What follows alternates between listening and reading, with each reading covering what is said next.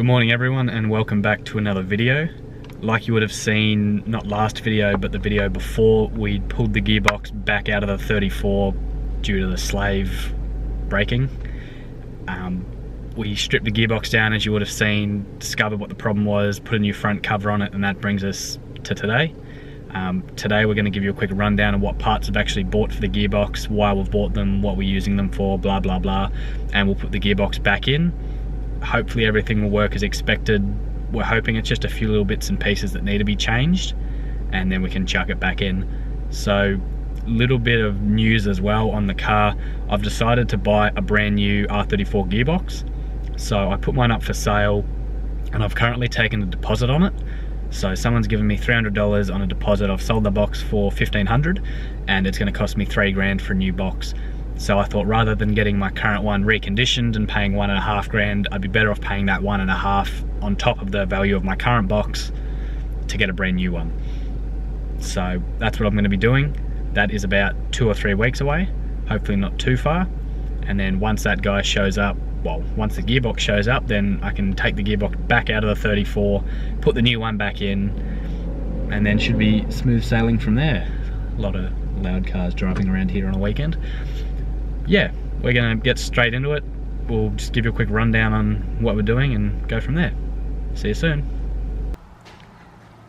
So these are all our new parts. We've got a new clutch fork, bearing carrier, release bearing, slave, the spring for the carrier, and then a drain bung, because mine's a bit shagged. So we picked all these up. They're about 230 bucks for all the pieces. That was including the new front cover. So I'm just going to replace all of this because, like you can see on the old bearing, I don't know how well we actually showed this in the last couple of videos, but if you didn't see that video, you can see kind of this edge where my thumb is, just there. That should actually be perfectly straight, and you can see it's on a bit of an angle.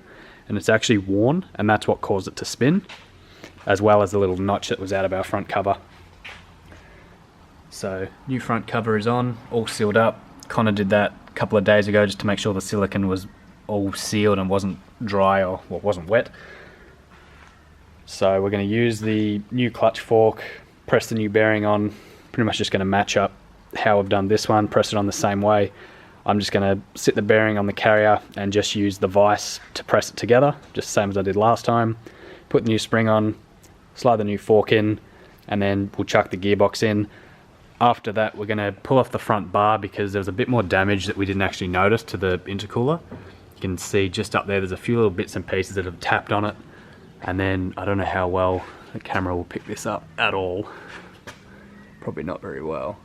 You can kind of see just up there, our front rear supports touch the intercooler as well.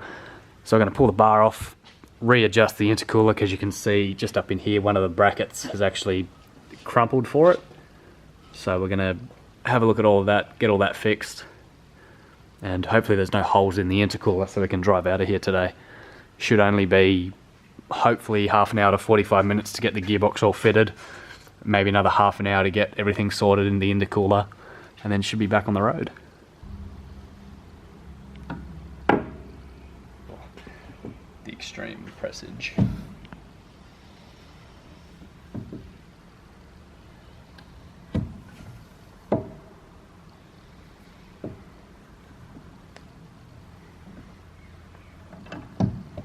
Feels like maximum pressage.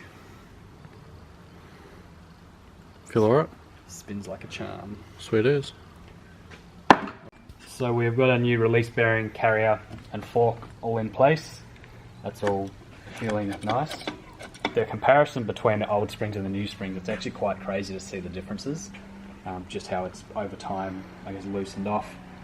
Put in our new drain bung, put our mount back on, speed senders in, ready to get it all in the jack, get it back in, up in the car. Pretty easy to get. Well, compared to Zach's car, it's a lot easier. Someone's already been through with like a hammer and smacked it all out and opened it all up, so it's a lot easier to get to. I don't know if the R34s are different to the R33s for the tunnel size. They may be, that possibly may be what the difference is. We're just going to chuck that straight in, put everything back together, and hopefully in 30 minutes, 40 minutes, we should be driving out of here if that intercooler isn't damaged. Let's get it in.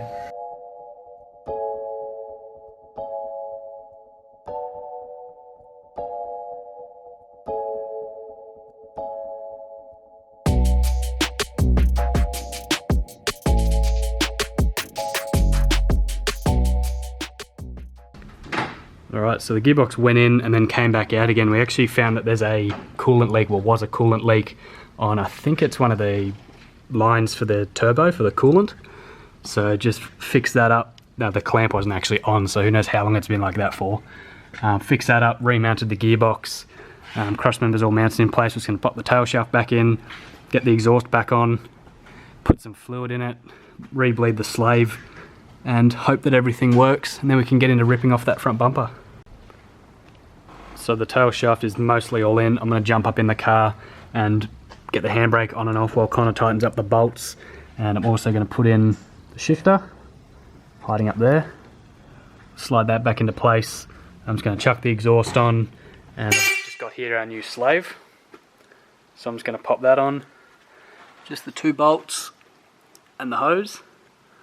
Pop that on, we'll get the clutch bled up. Hopefully that'll all work, chuck some fluid in it, and go from there.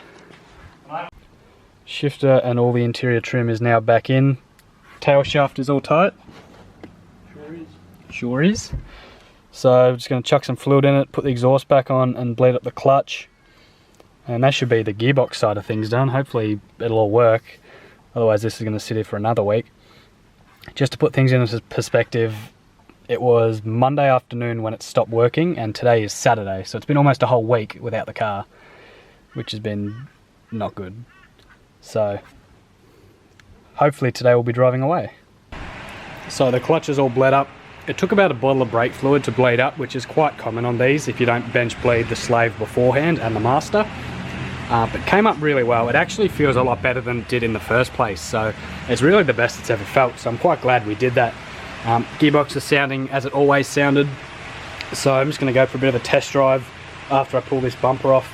And you can kind of see down there how that fan's just touching as well on the intercooler. So there's a few little bits I just need to bend out of the way. It's just pretty much rearranging that bracket that's kind of crumpled. So it's quite easy to pull a bar off on these just because nothing's really holding it on. So a few bolts and a couple of zip ties and pull the bar off. So I've pulled the front bumper and the front Rio out. And it doesn't actually look too bad. So the worst spot is probably right there on the intercooler. And it's done more damage to the fins than anything else. Doesn't look like it's split anything. So a couple of little spots up there, kind of all down the front. So I'm going to do a bit better of a trim job and cut a lot more of this out, just to free up a bit more room. So I'll cut all that away, and then I'm just going to chuck a bit of paint on it, a bit of rust prevention, just because it is starting to show a little bit of rust through there. So I'm just going to start the car up and make sure nothing is leaking. I'm a bit worried that something may be, but we'll start it up and have a look. All actually seems to be running well, so I've just put a fresh coat of black paint on the intercooler. And I'm just going to get the grinder and take a little bit extra and tidy up this Rio a bit, just because there's a few little points, like you can see from the top, that stick out a bit more than the rest. So over this side here it's sticking out. I mean, that's the space there compared to that little area down there. So there's still a fair bit that I should probably cut out just to prevent anything like this happening again in the future. And I need to put a fresh coat of paint on that. You can see a bit of surface rust starting to come through, so won't be recording that just because it's all noisy and too much of a pain. So I'll just get into cutting that now. So I tied it up a bit along the front out of this corner here, and then same deal on this side, took that extra big kind of chunk out, and then I've just gone and put a little light coat of black paint over the top just to hopefully try to prevent some future rust.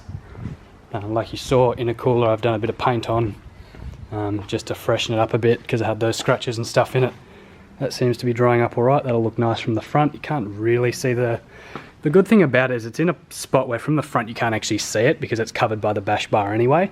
So it won't really be that noticeable. I mean, I'll know it was there and I'll probably get it replaced one day. Eventually what I'll be doing is running the front mount as a straight through. So the one side straight out to the other side. Obviously I've got return flow at the moment just to use the factory holes that the 34s come with. So I'll be at some stage, you know, who knows when, I'll be getting another intercooler for that and giving all that a nice kind of tidy up. Potentially I might be getting a new front bumper.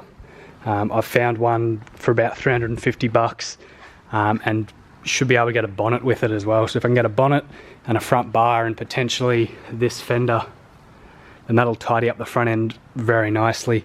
Ideally I need another Rio now, one that's perfectly straight. but for the kind of money they are, it's going to be easier just to straighten this one out by hand. I've done as much as I can at the moment, and I mean, looking from the top down, it is actually pretty straight. You can kind of see a little bit of the ding in the front there, but no, it actually straightened out quite nicely, so should have heaps of clearance away from the intercooler, and then can start this thing up. I'm going to take it down the road and give it a bit of a wash underneath, just because of the brake fluid and power steering and all types of stuff all underneath, so give it a good clean up and take it for a test drive and make sure everything's working as expected. Got the front reinforcement marb back on, giving it a good paint up, and you should be able to see space all the way through. It's a little bit close on that front part there. As long as I don't crash into any more walls, it should be fine. So clearance all the way through, all seems to have bolted up nicely. I'm just going to not plug in, but get the front bumper back on. And I'm going to spend a bit of time playing around trying to get the fitment a little bit nicer. Chances are this bumper is going to be changed soon anyway, but the fitment's never been perfect, mostly due to the fact that this front wheel originally came out of a crashed car. That's why there's such a big ding in the front already, and that's why it's kind of twisted up through this area. So came out of a car that had a front corner hit. That's why this side looks pretty much good. You can see that's nice and straight through there, where through here it's all kind of crinkled up. So ideally want to get another front Rio, but for the amount of money they are, it's just not really worth it to me. I've got more important things that don't line up, like the bonnet and the fender. They're miles off, so got a lot more things that I can do before that bar. But I'm going to chuck this front bumper back on now, and then take the car down the road, give it a quick clean, and just test everything out. I didn't hear any hissing as the car was running, so there was no vacuum leaking out or anything like that. Fingers crossed that it'll all be good now, and then I can drive up. Might be heading up to see Zach again tomorrow. Might be doing a front splitter on this, but we'll wait and see. So I've got the front bar back on. It's still not looking 100%, but it looks a little bit better than what it was before. Obviously now with the big crack in the front, that kind of stands out. Nicely held together by hopes and dreams all the way along the front. And then there's just some hardware up in the fenders there. The biggest problem is that this fender is damaged and it doesn't actually line up very well, so that's what's causing most of the alignment issues on that headlight. You can see the gap between the bar and the headlight compared to this side where it sits nice and flush. Zach was actually telling me the other day that there's a little trick you can do with Falcons where you actually use a pool noodle to space that out a bit, so I might give that a go at some stage. First things first, I want to get a new bar on this, or get this one repaired, or whatever it may be. But it's actually lined up a lot nicer than I expected, so I'm definitely happy with how it's all come out. Okay, so back in the car now. Everything seems to be working, all the gears seem to all be going through perfectly fine, which is good. Fluids all sweet, been up and checked all that. I just did a check of all my usual fluids, so like the oil, the coolant, stuff that I usually forget to do. So checked all that, all looks good, which is surprising for an old Nissan. So this is actually very good for oil leaks. There's actually not a lot of oil at all. I don't think there's any engine oil that leaks out of it. There's a little bit of power steering that leaks every now and then. My power steering rack's due for a complete reco, so that's something else that will be getting done in another video. Won't be as much on that because I'll kind of get sent away and then put it back in, but I'll be able to show you guys how to do that anyway, just the pull out, put it back in kind of thing. It's not what you're thinking. Get that out of your head. But yeah, I'm gonna go for a drive, and hopefully the next section you see of me is with a big smile on my face saying how I've missed this car so much, and not stuck on the side of the road with another broken car that I have to somehow get back to the workshop. But you will soon find out, a lot faster than me. Wish me luck. Well, I've definitely missed this car, definitely. Everything seems to be working fine, just had a few hot laps around where I work, through a few streets. It's all kind of the industrial area, and it's a nice kind of spot to test out the cars, especially for all our normal mechanic kind of work. So a good kind of space, I guess, testing ground to test everything out. Shifts really nicely, nothing seems to be out of the ordinary. I've only got 2 or 3 weeks to wait for this new gearbox anyway, but I'm really happy with how it feels. So yeah, really happy with that. I guess that's the end of this video. Not much more to show today. You've seen taking the gearbox out, putting it back in. You'll probably see it again in a video in 2 weeks for the exact same thing, but with a newer gearbox this time, which will be all nice and shiny, which I'm looking forward to. But But yeah, I guess I'll see you guys in the next video. Thanks for watching. Leave a comment and a like if you enjoyed it. See you in the next one. Bye.